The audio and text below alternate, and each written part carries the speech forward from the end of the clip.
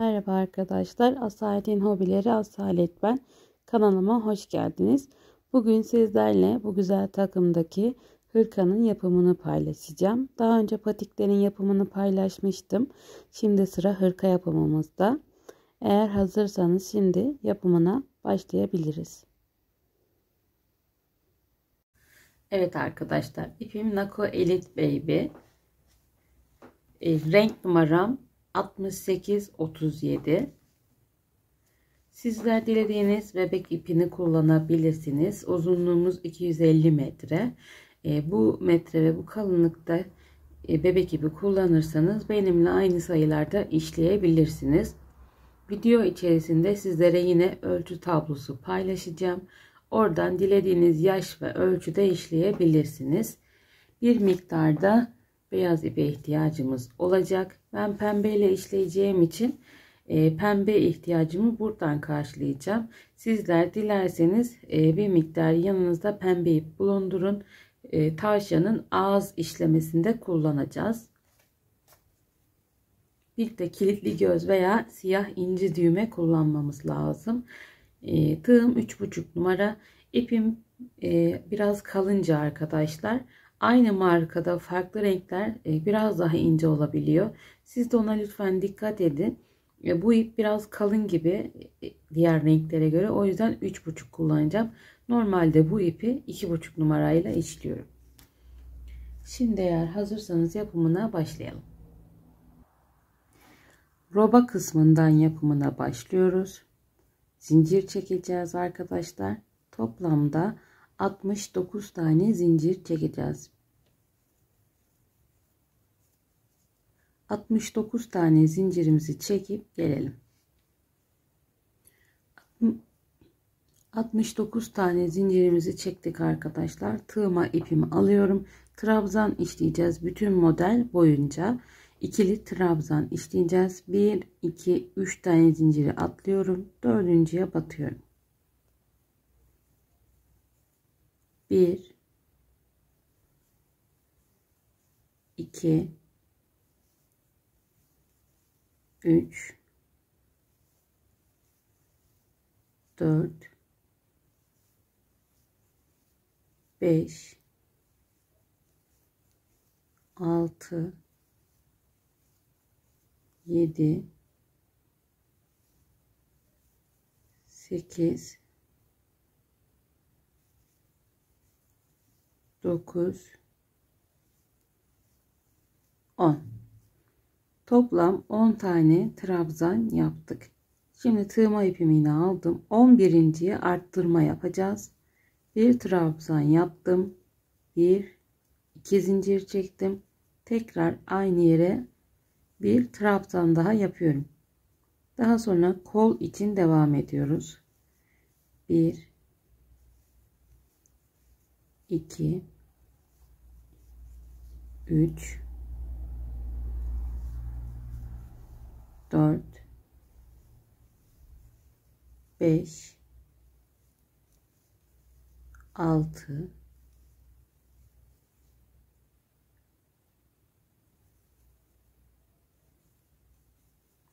7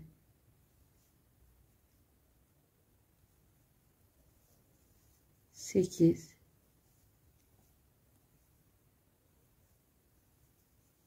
9 10 ve 11. 12. zincire arttırma yapıyorum. Bir trabzan yaptım. 2 zincir çektim. Bir trabzan daha yapıyorum. Arka kısım için devam ediyoruz. 1 2 3 4 5 6 7 8 9 10 11 12 13, 14, 15, 16, 17, 18, 19, 20. Sıradaki zincire arttırma yapıyorum. Bir trabzan yaptım. 1, 2 zincir çektim. Aynı yere bir trabzan daha yapıyorum. Devam ediyorum. 1, 2,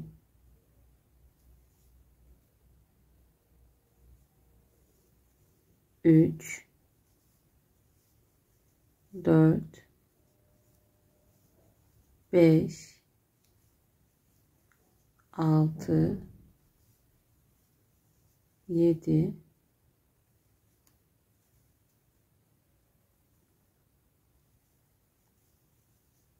8, 9, 10, 11. 12'ye arttırma yapıyorum. Bir trabzan yaptım. 1, 2 zincir çektim. Aynı yere tekrar batıyorum. Devam ediyorum. 1,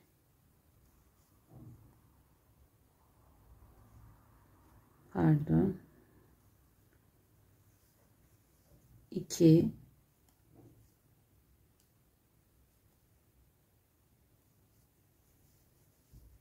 3,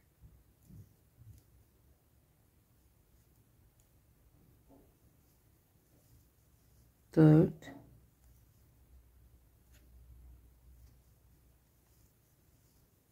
5, 6, 7,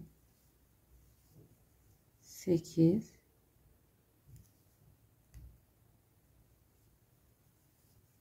9 ve 10. Şu ipimi şöyle arkaya atıyorum. 1, 2, 3 zincir çekiyorum. Ben bu ipimle işleyeceğim arkadaşlar şu şekilde. Hemen dibine son yaptığım trabzanın tepe kısmı oluyor. Oraya batıyorum. Trabzanımı örüyorum. Arttırma yaptığım yere kadar trabzanlarımı örüyorum. 1, 2, 3, 4, 5, 6, 7, 8,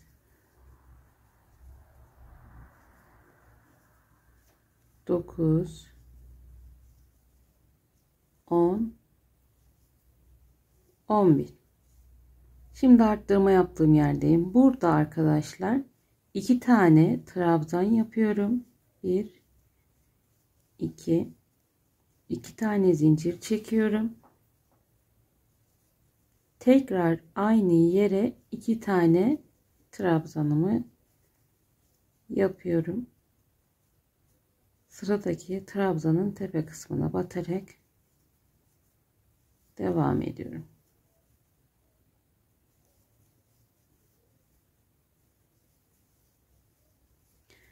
Bir üst sırada arttırma yerinde bir trabzan, 2 zincir, bir trabzan yaptık.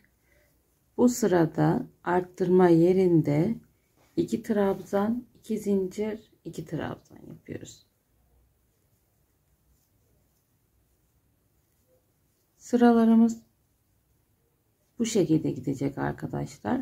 Bir sıradaki arttırmamız bir trabzan, bir 2 zincir, bir trabzan. Bir sonraki sıradaki arttırmamız 2 trabzan, 2 zincir, 2 trabzan. Şimdi 2 tane trabzanımı yapıyorum arttırma yerine. 1, 2 zincir çekiyorum. tekrar aynı yere 2 tane trabzanımı yapıyorum. Bu şekilde arkadaşlar robamızı tamamlayacağız. Yapmak istediğimiz ölçüye gelene kadar. Birazdan sizlerle ölçü tablosu paylaşacağım. O ölçü tablosunda kol evinden sonraki uzunluk yazan yer sizin şu an yapmanız gereken roba ölçüsü olacak arkadaşlar. Tablo alt beden kısımdan başladığı için kol evinden sonrası şu anki bizim işlediğimiz yer oluyor.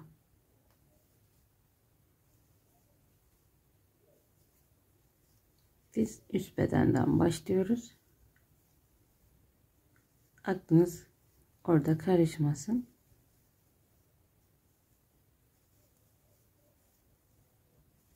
Kol evine kadar uzunluk ve kol evinden sonra uzunluk yazıyor tabloda. Orada aklınız karışmasın. Şimdi şu arttırmamı da yapayım. Aynı yere 2 tane trabzan yapıyorum.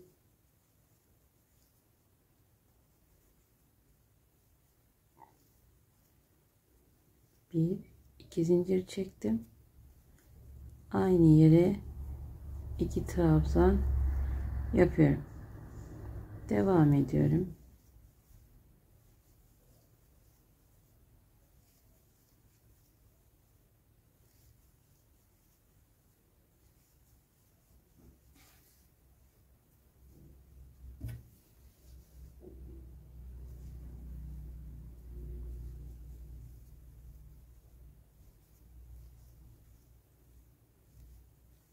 Beden ölçüsü de var orada arkadaşlar.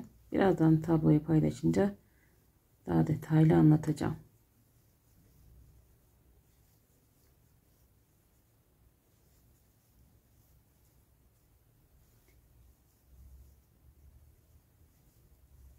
Arttırmamı yapıyorum. Aynı yere 2 trabzan, 1 2 zincir, aynı yere 2 trabzan.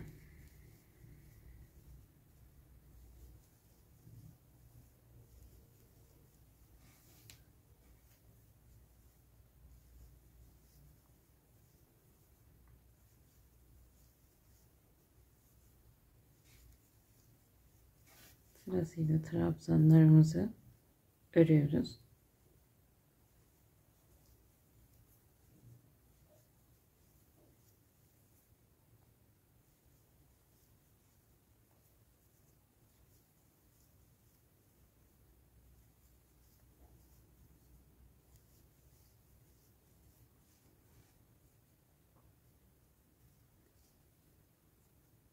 Bir, 2, 3, 4, 5, 6, 7, 8, 9, 10, 11.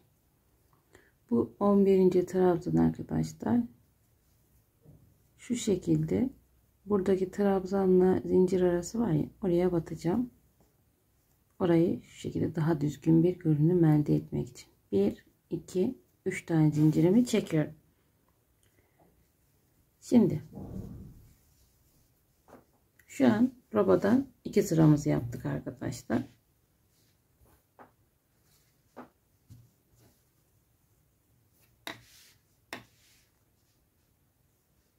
İlk sırada arttırma yerinde bir trabzan, araya 2 zincir, bir trabzan yaptık. İkinci sırada arttırma yerinde 2 trabzan, araya 2 zincir, 2 trabzan şeklinde arttırmamızı yaptık. Bundan sonraki sırada arttırma yapacağımız zaman 1 trabzan, 2 zincir, 1 trabzan. Bir sonrakinde 2 trabzan, 2 zincir, 2 trabzan şeklinde arttırmalarımızı yapacağız sırayla. Şimdi ben bu sırada da arttırma yerine gelince tekrar göstereceğim. Onun dışında arkadaşlar ekrana tabloyu yansıtıyorum. Burada alt kısımdan başlayarak tabloyu anlatıyor bize. Tablo anlatıyor bize. Kol evinden sonra uzunluk yazan yer 12. aylık olan mesela 10-11 santim diyor. Orası bizim şu anki yapmak istediğimiz yer olmuş oluyor. Yani biz şu an zaten robamızın uzunluğunu 10-11 santim civarında yapacağız. Çünkü bir yaşa uygun yapacağım ben. Sizler bu tablodan yararlanarak istediğiniz uzunluğa gelene kadar yapabilirsiniz. Şuna dikkat etmeniz lazım. Evet, kol evinden sonraki uzunluğu yapacağız ama beden genişliğimiz de önemli. Beden genişliğimizi nasıl ölçeceğiz? Bu arka kısımda bir arttırmadan diğer arttırmaya gelen yer beden genişliği. Beden genişliğimizi de yine tablodan bakarak istediğiniz ölçüde yapabilirsiniz. Ben robam bittikten sonra sizlere tekrar üzerinde ölçerek göstereceğim. Şimdi 3 tane zincir çektim. Dibine hemen batıyorum. Trabzanlarımı yaparak devam edeceğim. Arttırma yerine gelene kadar örelim. Şu an arttırma yerindeyiz. Tığma ipimi aldım. Bir trabzan, bir, iki zincir. Tığma ipimi aldım. Bir trabzan. Yani bu sırada bu şekilde arttırmamızı yapacağız. Bir sonraki sırada 2 trabzan, 2 zincir, 2 trabzan. Bir sonraki sırada 1 trabzan, 2 zincir, 1 trabzan. Bu şekilde arka arkaya devam edecek arkadaşlar. Dediğim gibi istediğimiz uzunluğa gelene kadar robamızı örelim. Ben de robam bittikten sonra sizlere hem sıra sayımı hem de ölçülerimi paylaşacağım ve devam edelim. Evet arkadaşlar, robamı bitirdim. Kol birleştirme yerine geldim. Burada hemen ölçü paylaşmak istiyorum sizlerle. Bir yaş için yapacaktım. Şu an beden genişliğim benim. Şuradan ölçeceğim. 27-28 santim arası. Zaten tabloda da göreceksiniz. Bir yaş için 26 ile 28 santim arası beden genişliği. Burada arkadaşlar ben ön sıramı kol altındaki arttırma yaptığım yere kadar ördüm. Şimdi buradan devam edelim birlikte. Siz de buraya kadar gelin. Birlikte devam edelim. Burada kolumuzu şu şekilde iki arttırma yerinden tutup böyle katlıyoruz arkadaşlar.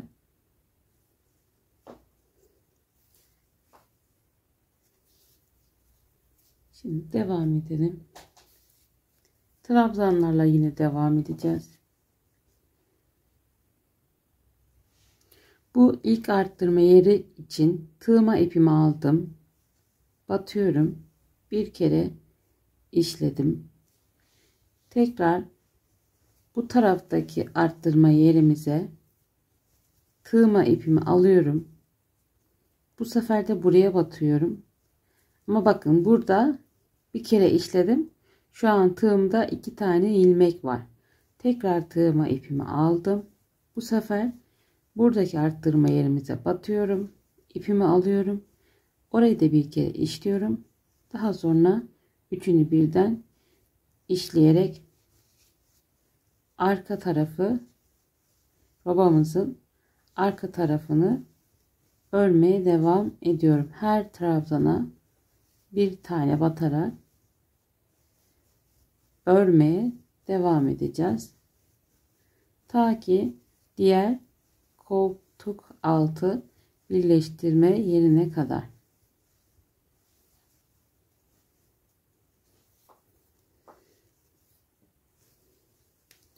Bu şekilde buraya kadar trabzanlarımızı işleyerek gelelim. Şimdi geldik buradaki arttırma yerime tekrar. Tığma ipimi aldım. Batıyorum. Bir kere işledim. 2 tane ilmeğim oldu. Tığma ipimi aldım. Daha sonra buradaki arttırma yerine batacağım. İpimi aldım. Bir kere işledim. 3 tane ilmek oldu. Üçünü birden işliyorum ve devam ediyorum ön sıramı işlemeye. Artık buradan sonrası arkadaşlar düz bir şekilde trabzanlarımızı öreceğiz. Beden uzunluğumuz ne kadarsa o kadar öreceğiz.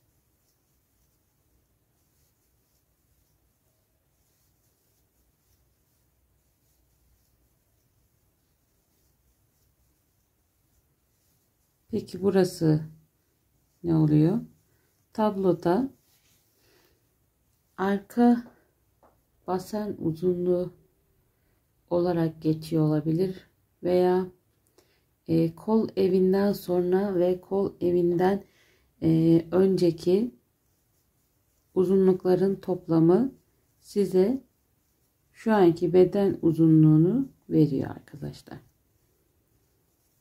Yani o ölçülerin toplamı ne kadarsa yapacağınız yaş aralığındaki çocuğa göre oradan yararlanabilirsiniz. Tabloyu ekran resmi alın arkadaşlar. Paylaştığım tablo gerçekten çok önemli ölçü açısından. 1, 2, 3 zincir çekiyorum ve dönüyorum. Artık düz bir şekilde trabzanlarımızı öreceğiz. Ben ördükten sonra arkadaşlar sizlerle yine kaç santim yaptım kendim onu da paylaşacağım. Şurada bir koltuk altına kadar gelelim. Orayı da göstereyim. Bakın koltuk altına geldim. Bakın yine böyle trabzan tepeleri var. Değişik bir işlem yapmıyoruz yani. Trabzan tepelerine batarak devam ediyoruz. Dediğim gibi bittikten sonra sizlere ben ölçüde vereceğim. Kaç santim yaptığımı. Ölçüyle ilerleyin arkadaşlar. Çünkü herkesin eli bir değil. Herkesin kullandığı tığ numarası aynı değil. Veya herkesin kullandığı iplik aynı değil. O yüzden gerçekten ilmek sayısı tutmuyor. Bunu unutmayın. Her zaman santim olarak çalışmaya gayret gösterin. Evet, bazı modellerde ilmek sayısı önemli. Onda da özellikle belirtiyoruz zaten. Ama bu tip durum örgülerde santim olarak çalışırsanız sizler için daha verimli olacaktır. Zaten verdiğim tablo her örgücü arkadaşında kesinlikle bulunması gereken bir tablo. Evet, böyle devam edeceğiz. Dediğim gibi beden uzunluğunu bulana kadar düz bir şekilde örgülerimizi öreceğiz. Şu ana kadar herhangi bir ilik çalışması da yapmadık arkadaşlar. Bunu da unutmayalım, aklınızda bulunsun. İlik çalışması yapmadık henüz. Daha sonra bu iplerimi de temizleyeceğim. Böyle devam edelim. Arttırma veya eksiltme yapmayalım. Buranın bitiminde sizler de istediğiniz uzunluğa gelene kadar yapın. Ondan sonra devam edelim.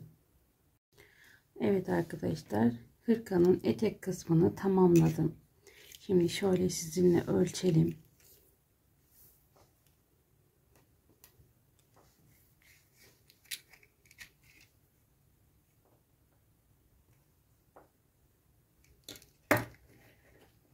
Toplamda 30, 30,5, 31 santim arası olmuş.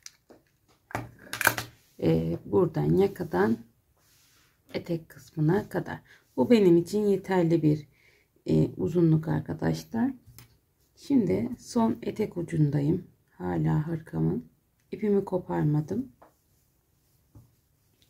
Buradan şu şekilde devam edeceğim. Her boşluğa bir sıra başına arkadaşlar şu şekilde bir boşluğa bir sıra başına bir boşluğa bir sıra başına bir boşluğa bu şekilde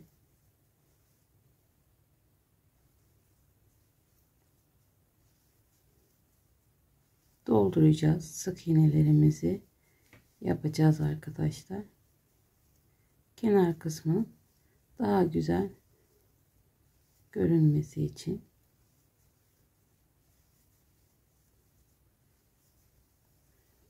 Bu şekilde yakaya kadar devam edelim. Şimdi bu şekilde devam ettik arkadaşlar. Buradan marollaşmaması için, böyle dalgalanmaması ve veya büzülmemesine dikkat edin. Ona göre sık iğneleri battığınız yerleri değiştirebilirsiniz. Şimdi geldik buraya arkadaşlar. Köşedeyiz. Şuraya bir kere batıyorum. Daha sonra bir zincir çekiyorum. Aynı yere bir daha batıyorum. Her tepe kısmına bir sık iğnemi yapıyorum.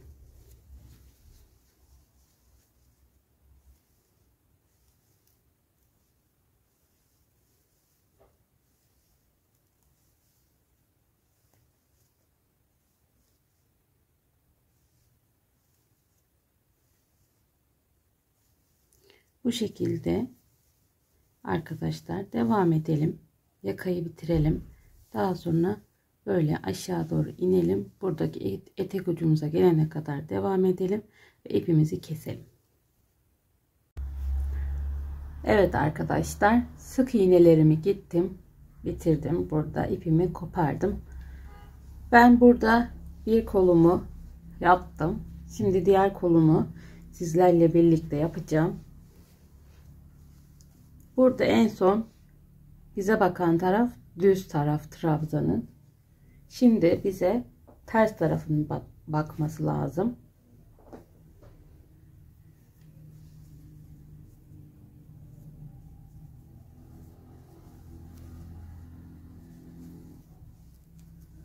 İpimi bağlayacağım.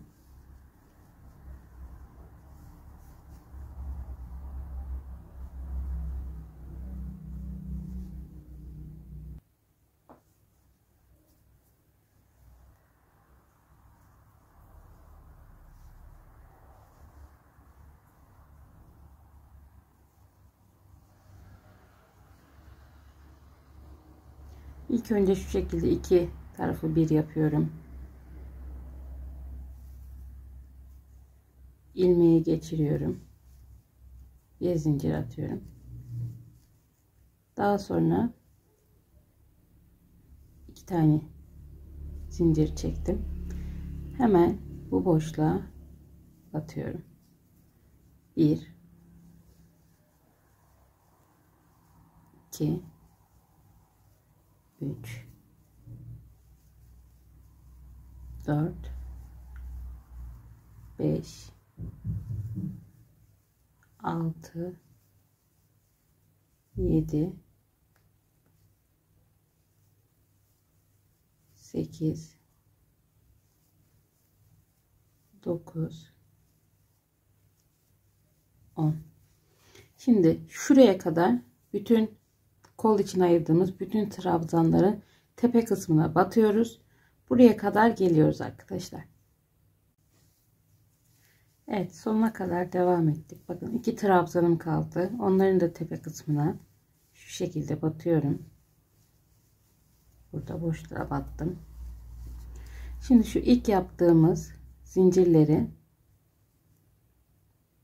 batıyorum, birleştiriyorum. 1 2 3 tane zincirimi çektim. Çeviriyorum. Şimdi bakın, buradaki batmam gereken yer burası değil, şurası, görüyorsunuz. Düz tarafına bakın.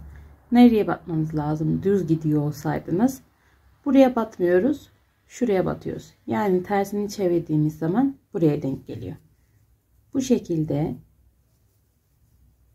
işliyoruz. Ben daha sonra dikmek istemediğim için Bu şekilde birleştirerek işleyeceğim. Sizler dilerseniz bir düz bir ters olarak hiç burayı birleştirmeden dümdüz işleyip daha sonra iki kenarı birbirine dikebilirsiniz. Nasıl isterseniz o şekilde yapabilirsiniz arkadaşlar.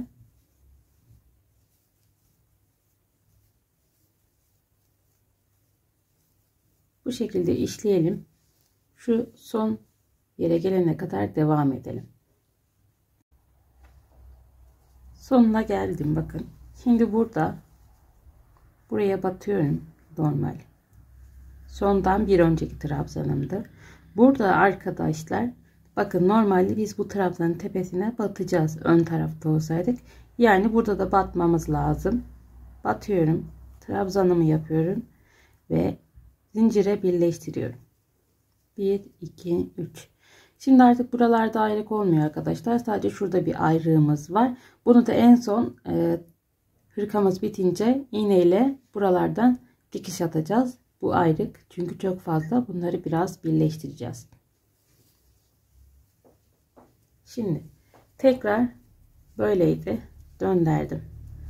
3 tane zincirimi çektim. Bakın burada hemen buraya batmıyoruz. Buraya batıyoruz. Buraya batmıyoruz. Buraya batıyoruz. Devam edelim. Bu sıranın da sonunu göstereyim. Daha sonra kolumuzu bitirelim.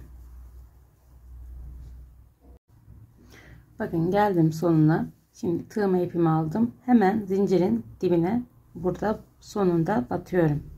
Eğer buraya batmazsanız eksiltme yapmış olursunuz. Eğer başta buraya batıp buraya batmazsanız da arttırma yapmış olursunuz. Yanlış olur. Her sırada sayınızı kontrol edin arkadaşlar. Bu teknikle yapacaksanız.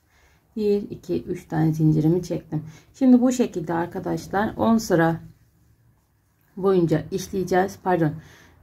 15 sıra boyunca bu şekilde işleyeceğiz. Hiçbir arttırma eksiltme yapmadan 15. sırada bir baş kısmında başladığımız yerde bir de bu yukarı gelen kısımda birer tane trabzanımızı eksilteceğiz. Daha sonra devam edeceğiz. Hemen kolumuzu da ölçeyim. Yine tablodan faydalanabilirsiniz.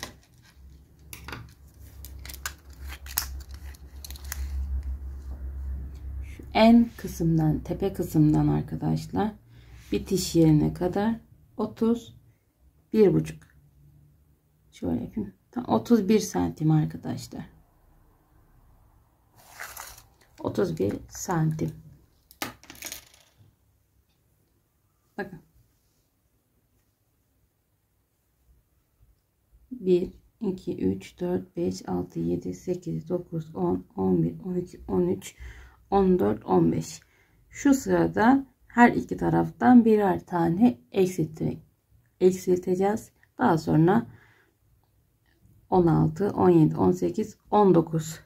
Yani ayrımdan sonra 19 sıra örmüşüm ben. Burayı da yine aynı şekilde öreceğim. Daha sonra kapşon kısmımıza devam edeceğiz. Evet arkadaşlar, iki kolu da bitirdik. Bu şekilde. Eğer sizler bu kol kısmını şu şekilde katlamalı yapmak isterseniz birkaç sıra daha fazla işleyebilirsiniz. Bu şekilde de çok güzel bir görüntü oluyor. Şimdi kapşon kısmına başlayacağız.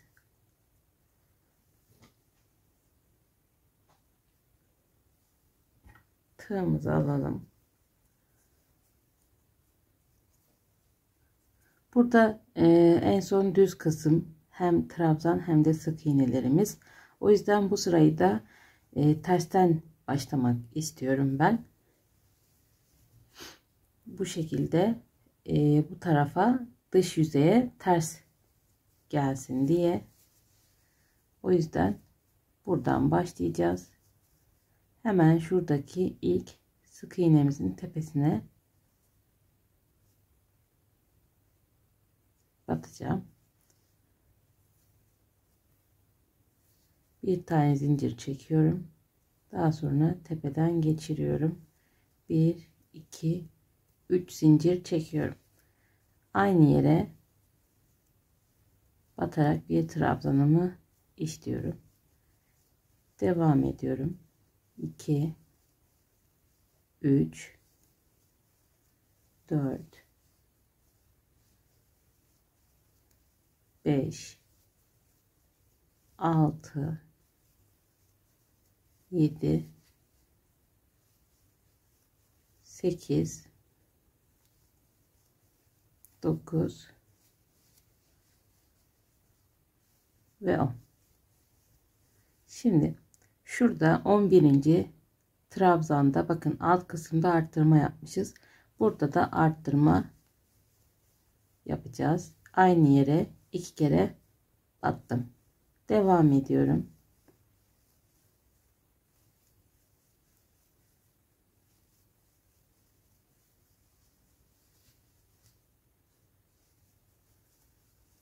Trabzanlarımızı örüyoruz.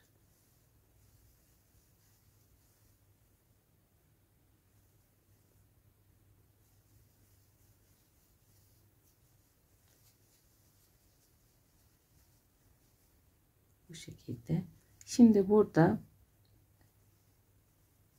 iki arttırmanın arasında bir arttırma daha yapıyorum.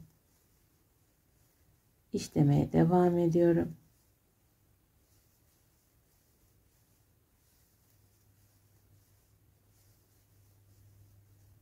Bakın yine arttırma yerine geldik. Burada yine bir arttırmamı yapacağım. Aynı yere 2 kere batıyorum.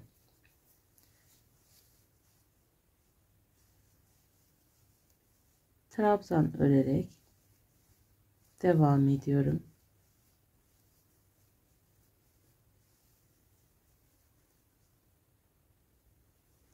Bakın yine 2 tane arttırmamın ortasındayım. Burada da bir arttırma yapıyorum. Diğer arttırma yaptığım yere kadar devam ediyorum.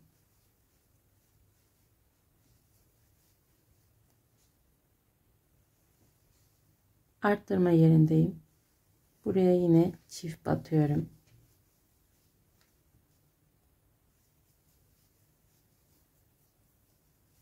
Kol kısmındayız. Devam ediyorum.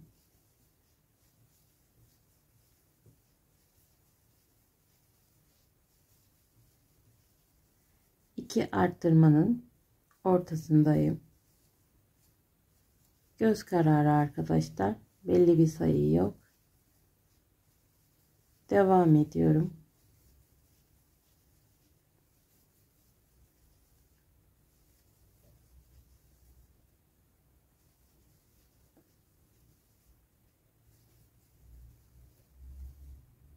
Bakın arttırma yerine geldim. Son arttırmamı yapıyorum.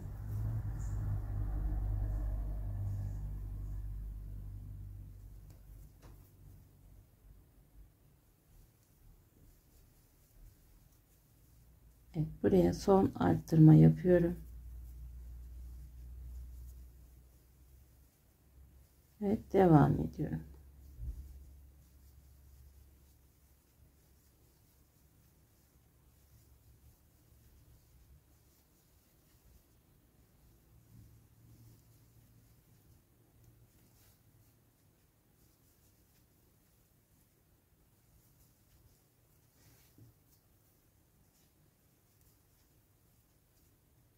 Son sık iğnemin tepe kısmına da battım.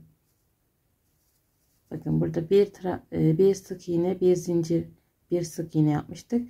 Burada bir zincire geldiğim yerde artık geri dönüyorum. 1 2 3 tane zincirimi çektim.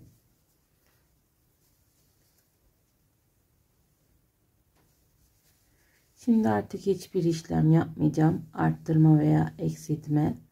Her trabzanımın tepe kısmına bir kere batacağım. Düz bir şekilde işleyeceğim.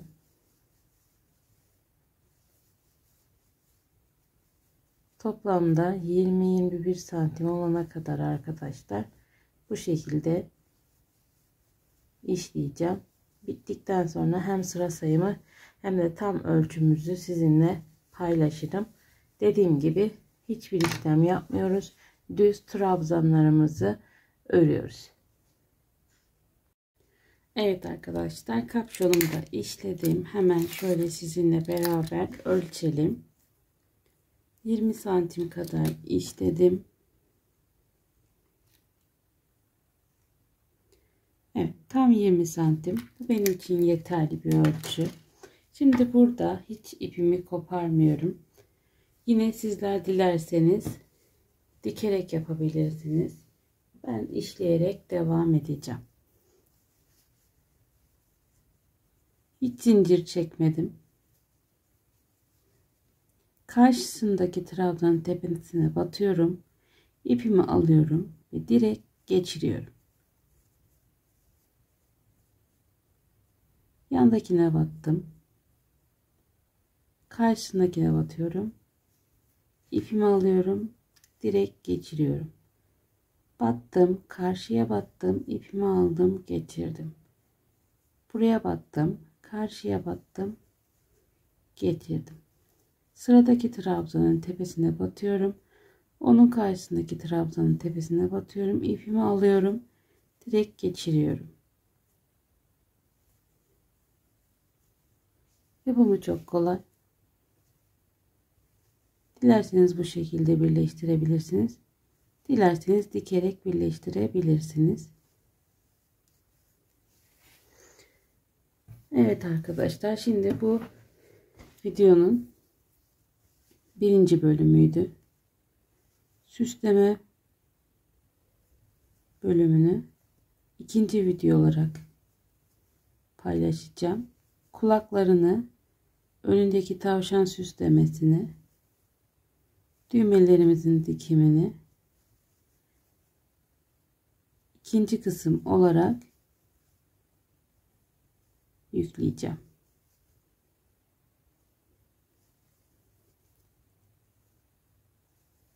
Onlar da yine bu gövde kısmı gibi çok kolay arkadaşlar. Oldukça pratik bir hırka modelimiz oldu. Umarım sevmişsinizdir.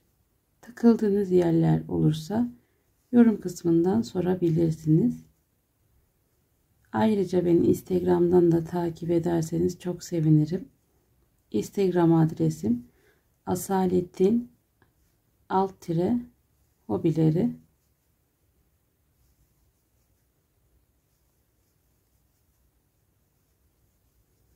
Lütfen sorularınızı Instagram hesabından değil arkadaşlar. Buradan yorum kısmında sorarsanız aynı sorunun cevabını arayan diğer arkadaşlarımız da faydalanmış olur. İpimizi kesiyoruz. Evet. Bu şekilde bitirmiş olduk.